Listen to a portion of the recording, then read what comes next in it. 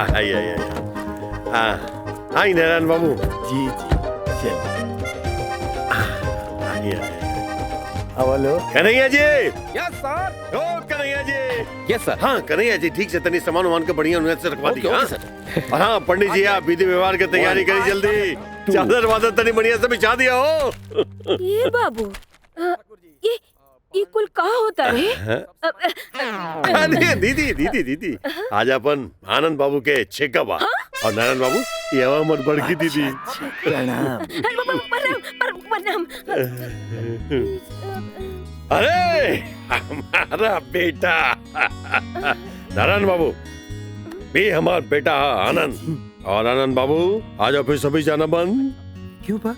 इसलिए कि आज आपका छेका है और ये आपके ससुर जी इनका पहुंच के प्रणाम कीजिए आप। अरे सोचिए मत पहुंच के प्रणाम कीजिए। लेकिन पापा ये लेकिन कुछ नहीं जब जब जो होना है तब तब सो होता है। चलिए जूता खोलिए। अरे इसे लाइए आइए आइए आप यहाँ बैठिए यहाँ बैठिए पलटी मार के बैठिए। पंडित जी खाली 10 मिनट बाचल मुहूर्त में यही में सब संपूर्ण हो जाए चाहिए। ओ मंगलम हाँ दीदी आज चलो गाना गावा जल्दी मंगलाय तनोहरी। ठाकुर गमछा करा फटाफट 10 मिनट का मुहूर्त बा। अरे दीदी रउआ मुंह से कैसे गीत निकलता? न राय नमस्वरा एके हाली छेका। अरे टेंशन तो हमरो होता, बाकी हमरा भतीजा के छेका बा, गावे के तो पड़ी ना। तेहू गावा दे दुल्हन। वक्रतुंड महाकाय सूर्यकोटि समप्रभा निर्विघ्नं कुरु मे देवो सर्वकार्येषु सर्वदा। विघ्नेश्वराय वरदाय सुरप्रियाय लंबोदराय सकलाय जगतहिताय नागननाय श्रुतियज्ञ भूषिताय गौरी सुताय गणनाथ नमो नमः। गणपते यहाँ गच्छ यहाँ तिष्ठ सुप्रतिष्ठो भव मम पूजा गृह। अब आप लोग इनके बरक्षा संपन्न भइल। श्री गणेशाय नमः। अक्षत डाली इनका ऊपर रवो आशीर्वाद दी। अब खड़ा होई लोग आदान प्रदान कइल जाओ लगन पत्रिका। अब ई छेका संपन्न भइल रउआ सर पे रखिए के। अब आमने सामने हो जाए दोनों आदमी। ई लगन पत्रिका है जौन हम पढ़तानी। चिरंजीवी आनंद कुमार सुपुत्र श्री मनोहर बाबू का शुभ विवाह आयुष्मती कुमारी संध्या सुपुत्री श्री नारायण बाबू ग्राम पोस्ट लखनपुर से ज्येष्ठ सुदी पंचमी दिनांक मंगलवार तारीख 26/4/2019 को संपन्न होगी। श्री गणेशाय नमः। इरउआ पकड़ी और इरउआ पकड़ी। अब रउआ एक दूसरा के दी, आप इनके दी और आप इनके। अब रउआ एक दूसरा के गले लगी, खुशी खुशी गले लगी।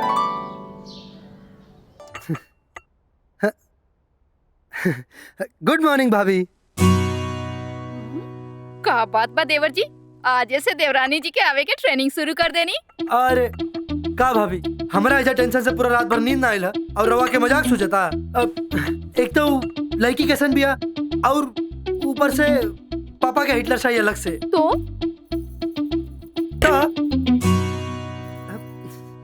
अरे भाभी हमारे को काम कर दी ना। कैसन काम? अब पापा के बोल के लड़की के फोटो मंगवा लेना। ना ना ना ना, हमरा के डांट नहीं के सुने के। सॉरी माय डियर देवर जी। अब भाभी हाँ, भाभी हाँ? अब देखी ना, अब तू हमारा ना सुनबू तो हम केकरा से कहें? देवर जी अपन हाथ पैर खुद चलाए और लड़की को देख कर आए। अरे लेकिन कैसे जाए? अता पता हमरा कुछ पता नहीं है। पंडित जी के बात याद बा? चिरंजीवी आनंद कुमार सुपुत्र श्री मनोहर बाबू का शुभ विवाह आयुष्मती कुमारी संध्या सुपुत्री श्री नारायण बाबू ग्राम पोस्ट लखनपुर से ज्येष्ठ सुदी पंचमी दिनांक मंगलवार तारीख 26/4/2019 को संपन्न हो। श्री गणेशाय नमः।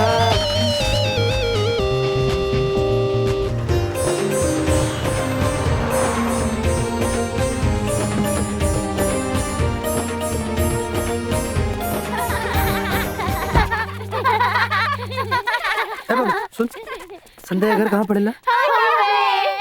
होने ठीक बा।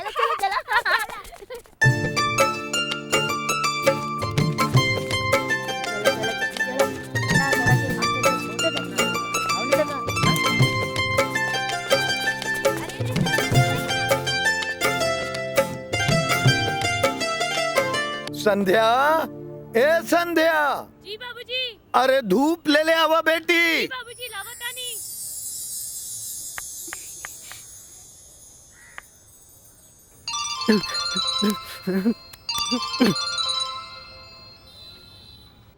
हेलो, हाँ भाभी। नेटवर्क कनेक्ट भइल?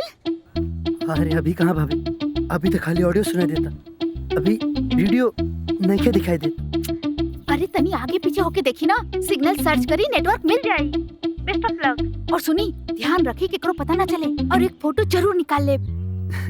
हाँ भाभी।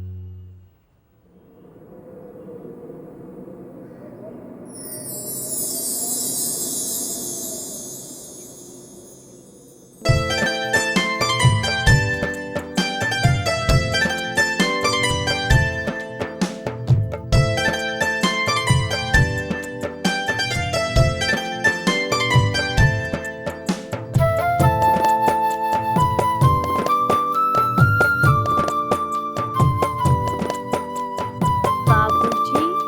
तुलसी तुम नमस्तुते।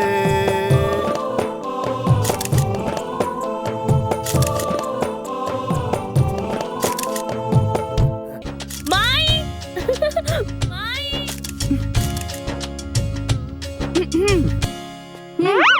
का हो रहल बा? अब कुछ नहीं। अरे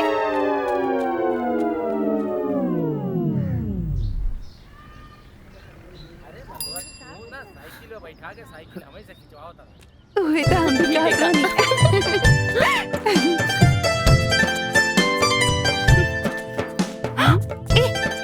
क्या हुआ?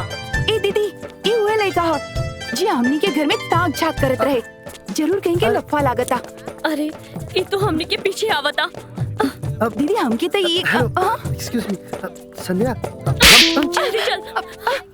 अब अरे अरे हेलो, अब अरे सुनिए ना। अरे हम लड़की छेड़ रहा है, लड़की। नहीं, अब सुनिए ना। अब आप लोग को हमारे बारे में कोई मिसअंडरस्टैंडिंग हुई है, हमारी बात तो सुनिए। चल खड़े, हो जा क्लियर होई। सुनिए ना सर। आप जैसा सोच रहे हो वैसा कैरेक्टर नहीं है हमारा। अरे जब आप लोगों को पता चलेगा तब हमें फोन जरूर करेंगी। चले दीदी। 9931019041। हमें इंतजार रहेगा। नंबर दे रहा है? चल नहीं, थाने चल। आप लोग को इससे बड़ा नंबर देंगे। हाँ, पीछे वाले जेब में जितना ले लीजिए। देखा? ए दीदी, हाँ एगो बात ना बार बार दिमाग में आवता। कौन बात? दीदी थप्पड़ खैला के बाद भी वो कितना कॉन्फिडेंस में अपन नंबर दे गई ला। देखे में भी अच्छा करके लागत रहे। कहीं वो जीजू तो ना रहले? फोन करके देखा ना। वो यहाँ कैसे आ जाई है? वो यहाँ अकेले ना आई है। तू सूत जा, सूत ना। इधर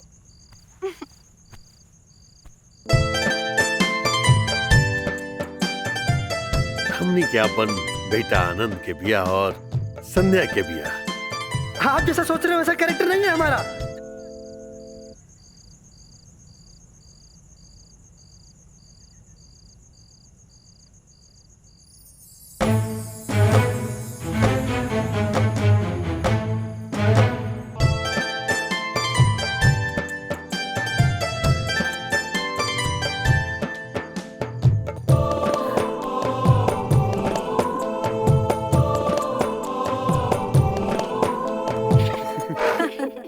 गुड मॉर्निंग गुड मॉर्निंग बेटा जी।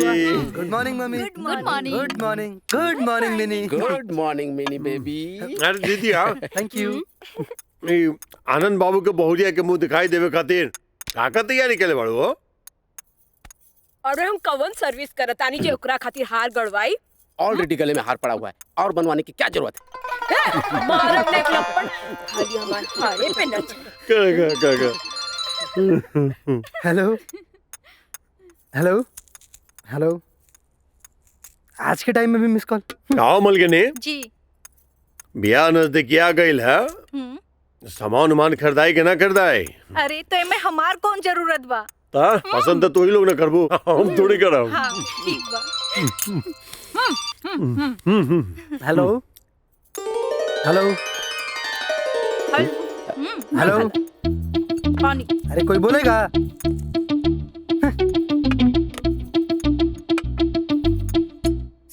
बुड़बक के बानी। हेयर बैंड भी ओ डोरेमोन वाली। हाँ डोरेमोन वाली। और क्या क्या लगी मेरी और बेटी? परी वाली ड्रेस भी लूंगी। अच्छे शूज भी लेंगी। भाभी तू हमरा के बुड़बक काहे कलुआ? काहे से के रउआ बुड़बक खाई? अच्छा वो कैसे? याद करी अपन मोबाइल नंबर कहाँ हवाई फायर करके आयल बानी? मोबाइल नंबर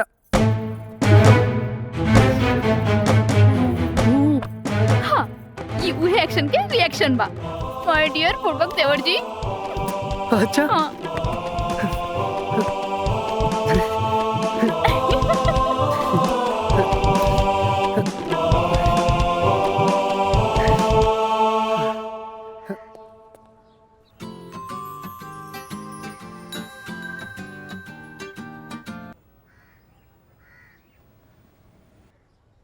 हेलो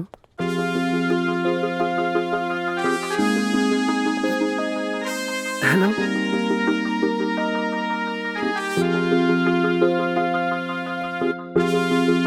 हेलो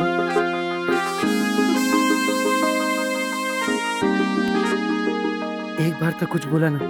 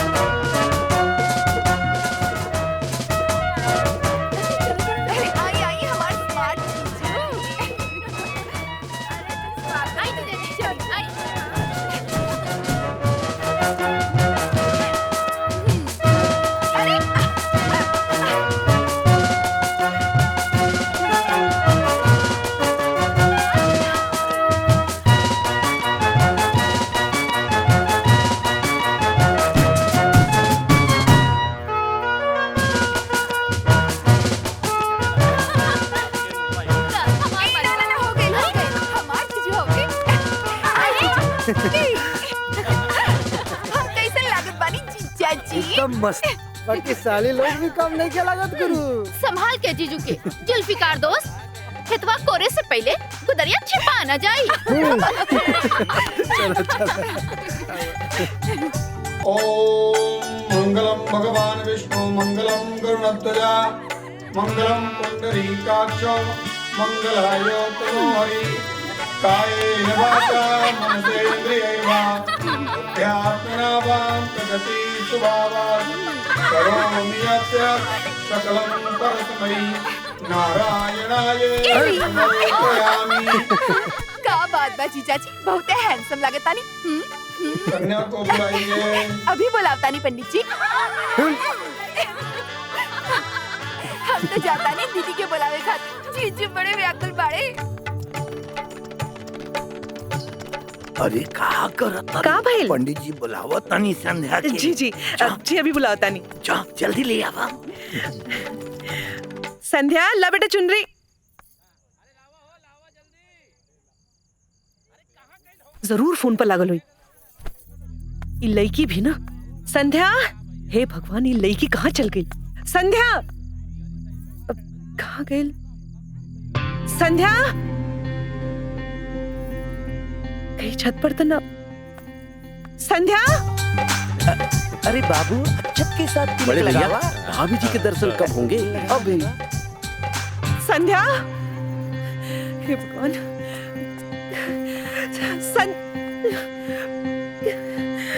कहाँ गई लोई? ये लड़की भी ना। संध्या, संध्या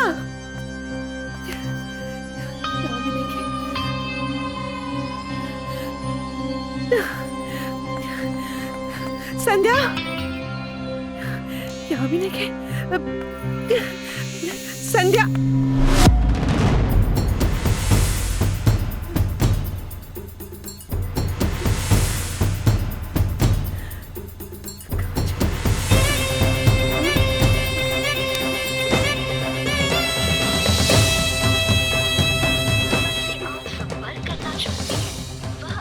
स्विच ऑफ है, कृपया कुछ समय पश्चात संपर्क करना चाहते हैं, वह अभी स्विच ऑफ है, कृपया कुछ समय पश्चात। संध्या। हाँ, जी जी माई के हा फोन पे केहू ने की माई ला हमरा के दिखा फोन।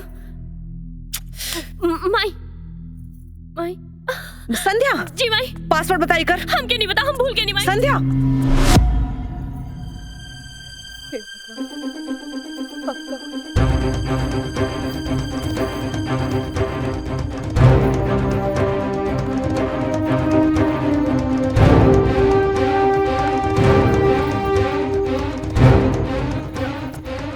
ये चाची आवाज देखा ना, कैसे कैसे साड़ी आई बा। अभी होता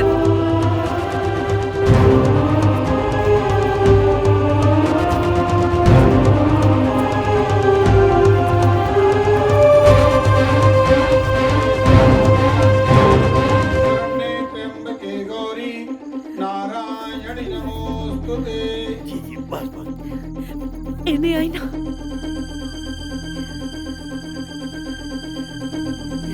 आई का भइल हो? अरे का भइल? जीव संध्या। संध्या अपना कमरा में नहीं की। का बोला तू? चल देखा तानी का भइल, चल।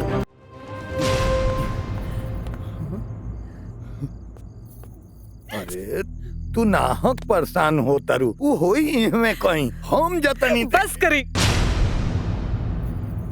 हम सब जगह देख लेनी, वो कहीं नहीं के। हमरा के लागत कि वो भाग गए। संध्या भाग गए। हाँ, हमरा के तो पहले से ही शक रहे। जब देखा फोन फोन फोन फोन। हाँ फोन। पता ना केकरा से बात करत रहे हो, और जब हम देखने तो वो फोन काट देते रहे।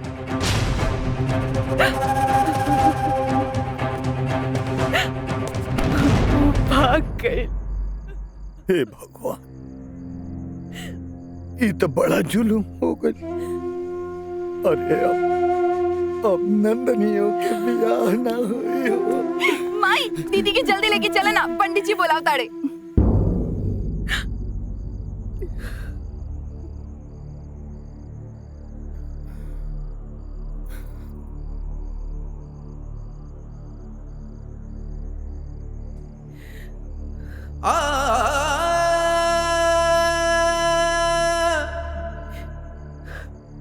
बेटी नंदनी,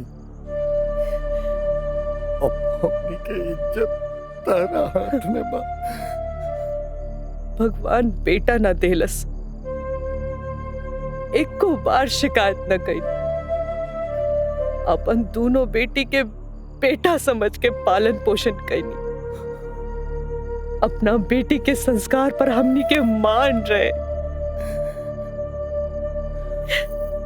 लेकिन संध्या ये घर से भाग के वो मान मर्यादा के माटी में मिला देलस।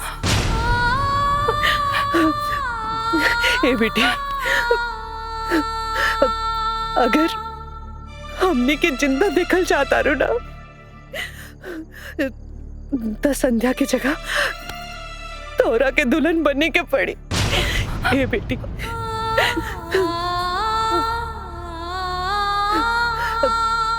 समझ ला कि तोहारी जन्नी तोरा से अपना कोक का किराया मांगता ने। तू कैसन खेलना खेलई निराला विधना खेलई निराला कि तोहरे खेल में हेराइल रामा बचपन हमार कि तोहरे खेल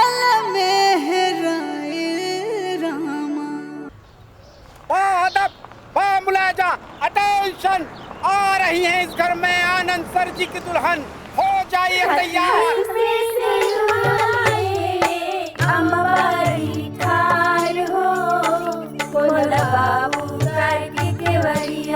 हाथ में से अम्मा बाड़ी ठार हो, खोला बाबू कार के केवड़िया, खोला बारे खोला खोल दे, खोला बाबू कार के केवड़िया।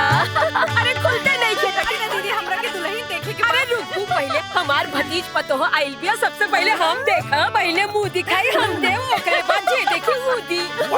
इतना प्यार, रिस्पेक्टेड बुआ जी, आप अपने गले का हार नई बहू को गिफ्ट में दे दीजिए। मिल गई शुद्ध बुआ जी, खाली हमार हारे पे नच बात।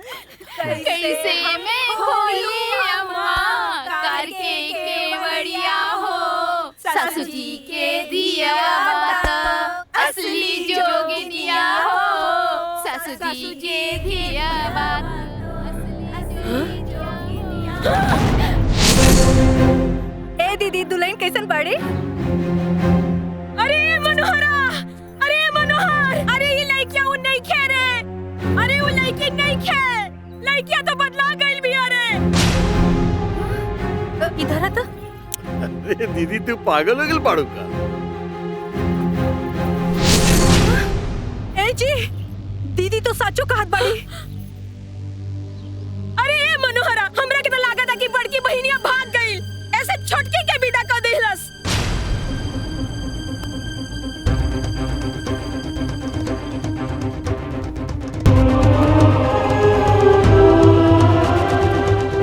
अरे ई तो सरासर धोखेबाजी बा।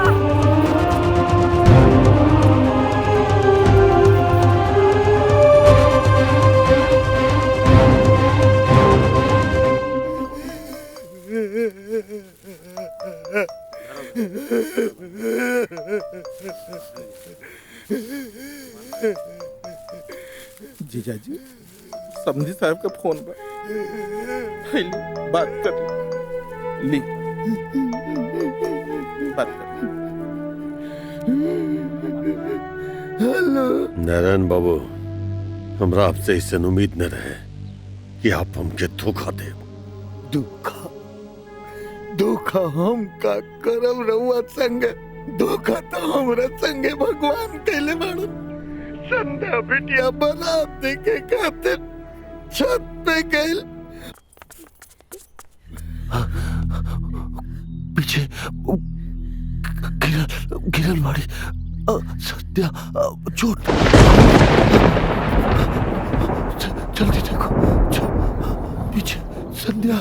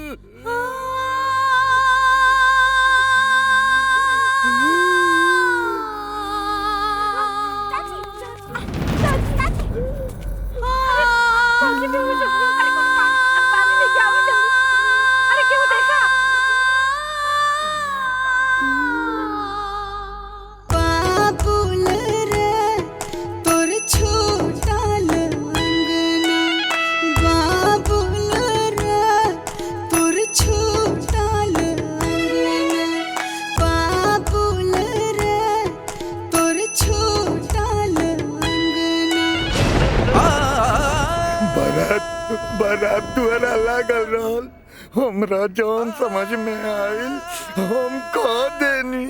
एमा हमरा बेटी के, हमरा नंदनी के कोनो गलती नहीं के। रवा के जौन सजा देवे के होके हमरा के दी, हमरा बेटी के ना, हमरा नंदनी के ना।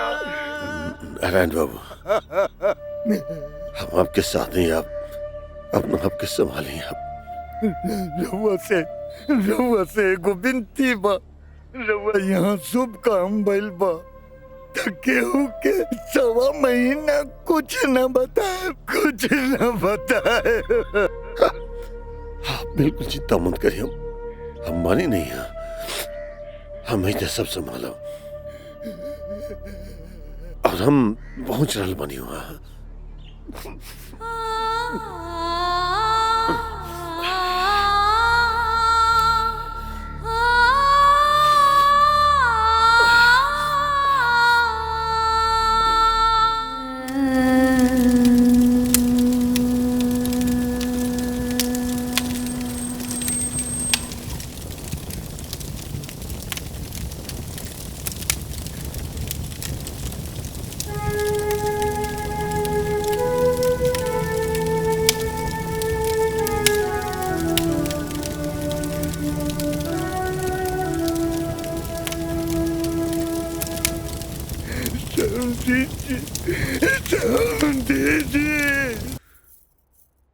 काका, नंदिनी को फोन।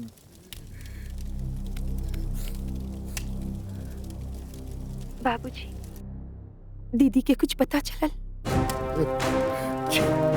जे हमनी से रिश्ता दूर के दूर चल गई बेटी, ओकरा बारे में कहाँ पता करे। तू बतावा कैसन बड़ू? हम ठीक बानी। घर में सब लोग हमरा से नाराज बाड़े, लेकिन बाबूजी हमरा साथ खड़ा बाड़े। बेटी, अब हमारी इज्जत आ रहा हाथ में बा, ख्याल रखियो अपन। जी बाबूजी।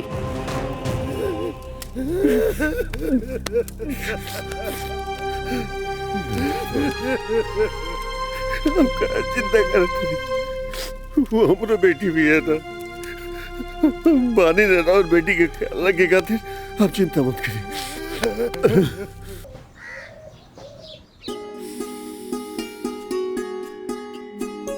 मालिक, करेला के जूस। ये अनंत बाबू भी लेना जगले का।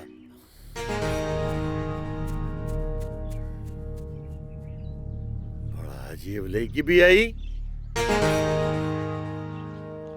ओ कन्हैया जी, गुड मॉर्निंग सर। तनी जाके देखा आनंद बाबू अभी ना जगले हैं, जगह बा उनका के? जी आनंद जी तो कल इवनिंग से ही आउट ऑफ हाउस है सर, डिनर में भी प्रेजेंट नहीं थे वो।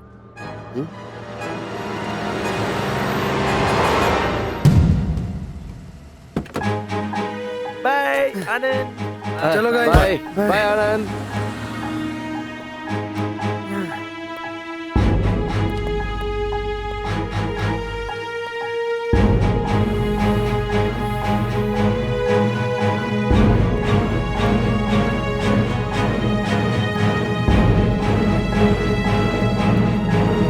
आनंद बाबू,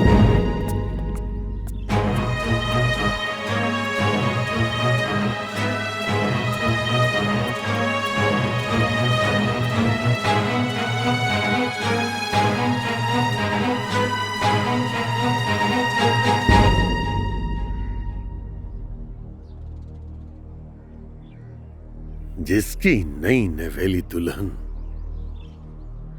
घर में इंतजार कर रही हो, वो पूरी रात बाहर बिता के आए। आपसे ऐसे लापरवाही की उम्मीद नहीं थी आनंद बाबू। मुझे भी आपसे ऐसी जबरदस्ती की उम्मीद नहीं थी। इन बातों का कोई मतलब नहीं है। आपने मुझसे 7 वचन निभाने का वादा किया है, जाइए और वचन निभाइए। वो वचन मुझसे धोखे से लिए गए। मैं उसे अपनी पत्नी नहीं मानता। लेकिन वो इस घर की बहू हैं, जाइए और जाकर अपनाएंगे उन्हें। इस घर में किसी को बसाने का अधिकार तो आपका है, लेकिन मेरे दिल में किसी को बसाने का नहीं।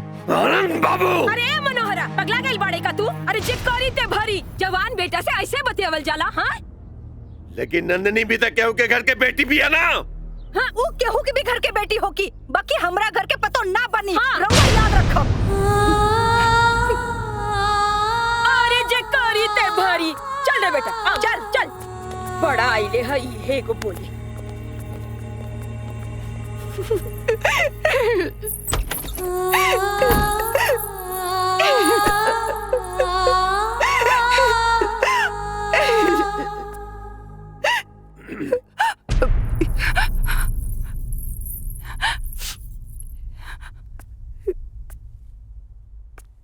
बेटी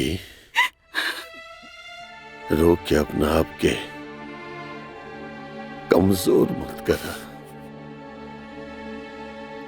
बहुत बड़का जिम्मेदारी बा तोहरा कंधा पर। समझा कि तू एक जंग लड़ाल बाड़ू और कौन हालत में ही जंग तोरा जीती के बा। कहे कि तोहर बाबूजी के भरोसा और तेरा ससुर के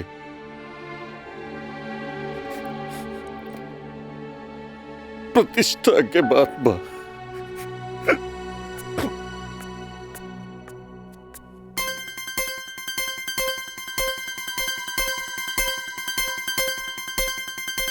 आपन पसंदीदा फिल्म देखे खातिर डाउनलोड करी दंगल प्ले ऐप।